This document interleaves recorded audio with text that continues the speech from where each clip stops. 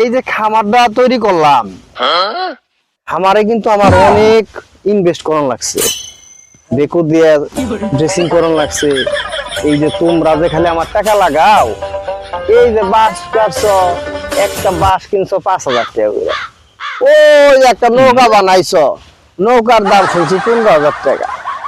এত খরচ করো না, কেমনে বাড়ানো যায়, প্রফিট কেমনে হয়, ব্যবসা কেমনে হয়, এই চিন্তা ধারণা করো, খালি টাকা ইনভেস্ট করো না। চেয়ারম্যান সাহেব হয়েছে কি, আমরা তো প্রথম ইনভেস্ট করছেন, এখন একটা বছর গেলে আপনাকে আমরা প্রফিট দেখাতে পারবো। ঠিক আছে, এখন ইনভেস্ট করা হয়েছে, প্রথমবার চেয়ারম্যান সাহেব আপনি ইনভেস্ট করছেন, পরবর্তীতে মনে করেন যে এত টাকা ইনভেস্ট করতে হবে না, আপনাকে বেনিফিট বছর শেষে দেওয়া হবে।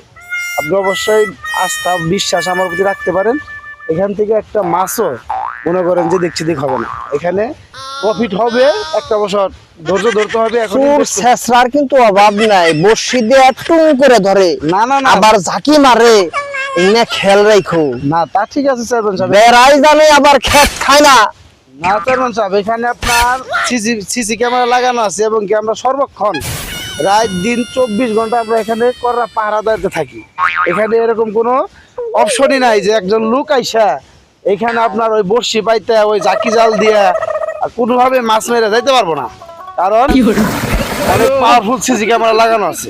ঠিক আছে, আর এখানে থাকা হয়। আমার তোমার প্রতি আত্মবিশ্বাস আছে, তুমি আমারে ধ্বংস করে দিবে আমি জানি। তুমি আমারে অনেক উপরে উঠে দিয়ে এমন ভাবে মই সরিয়ে দিবে, তুমি আমার নামে দিবে আমি জানি। আসো আমরা এখন যাব, ওই পাশে যে বাংলো বাড়ি আছে, বাংলো বাড়িতে যাবো। চলেন।